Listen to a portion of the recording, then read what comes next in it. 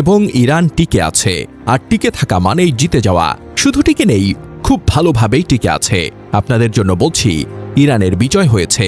কিভাবে বুঝবেন জানেন? এই মুহূর্তে ইসরায়েলে বিক্ষোভ হচ্ছে। সাধারণ মানুষ জানতে চাইছে, কেন এই যুদ্ধবিরতি প্রস্তাবে ইসরায়েল রাজি হয়েছে? কেন এত ইসরায়েলিকে প্রাণ দিতে হলো? কি পেল এই যুদ্ধ থেকে ইসরায়েল?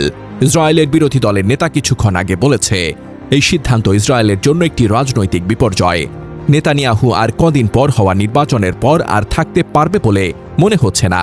যেখানে ইসরায়েলিরা আজ বিক্ষোভ করছে, একে অপরকে দোষারোপ করছে, সেখানে এত আঘাতের পরও ইরানের প্রতিটা রাস্তায় মানুষ নেমে এসেছে আনন্দ মিছিল করতে।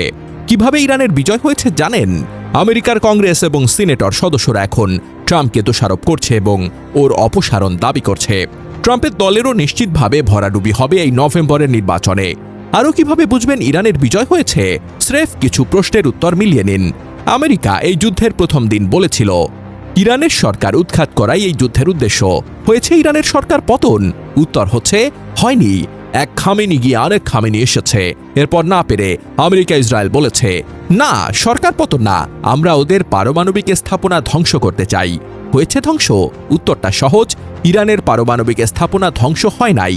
সমৃদ্ধ ইউরেনিয়ামও ঠিক আছে। কোনো কিছু না পেরে এরপর আমেরিকা বলেছে, আমাদের শর্ত না মানলে ইরানকে প্রস্তর যুগে নিয়ে যাওয়া হবে, ওদের সভ্যতাই ধ্বংস করে দেওয়া হবে। হয়েছে? হয়নি। ইরান আগের চাইতেও শক্তিশালী হিসেবে আবির্ভূত হয়েছে। ইরানের রাস্তায় রাস্তায় এখন মিছিল হচ্ছে। সবকিছুই চলছে আগের মতো। অনেক আগে থেকে বলে এসছি, এই যুদ্ধের টার্ম এখন ঠিক করছে ইরান। হয়েছেও সেটাই। ট্রাম্পের গতকাল বেঁধে দেওয়া টাইমলাইন শেষ হবার ঠিক 1.5 ঘন্টা আগে সে যখন দেখেছে ইরান তো শর্ত মানবে না, তখন সে ঘোষণা করেছে, আমরা 2 সপ্তাহের যুদ্ধবিরতিতে যাচ্ছি। আপনাদের জানিয়ে রাখি, এই সকল কিছুই আমি লাইভে দেখেছি। ইরানের টেলিভিশনে যখন ঘোষণা করা হয়, সেই ঘোষণায় বলা হয়েছে, ইরান এই যুদ্ধে জিতে গেছে, আমেরিকা আমাদের দেওয়া 10 দফা শর্ত মেনে নিয়েছে। এই 10 দফার সবগুলো আপনাদের না জানলেও চলবে, মূল বিষয়গুলো শুধু জানিয়ে রাখি। এখানে বলা হয়েছে, 1. যুদ্ধের স্থায়ী অবসান। 2. ইরান আবার আক্রান্ত হবে না এমন নিশ্চয়তা দিতে হবে। 3.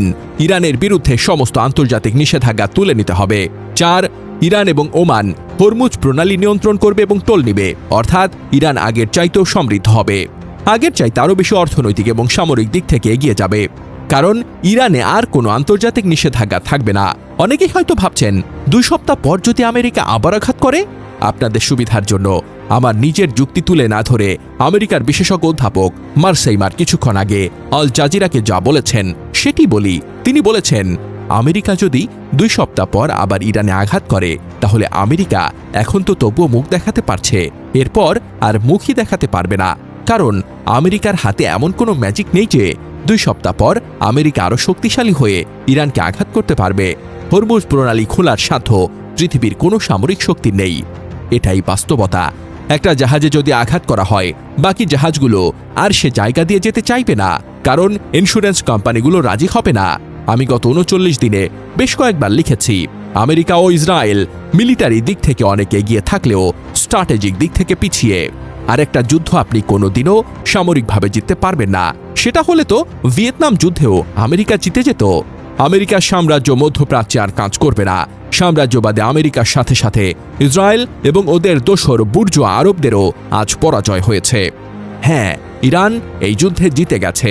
শুধু ইরান না, ইরানের সাথে সাথে আমাদের মতো পুরো পৃথিবীতে ছড়িয়ে ছিটিয়ে থাকা সাম্রাজ্যবাদী বিরোধী মানুষদেরও আজ বিজয় হয়েছে।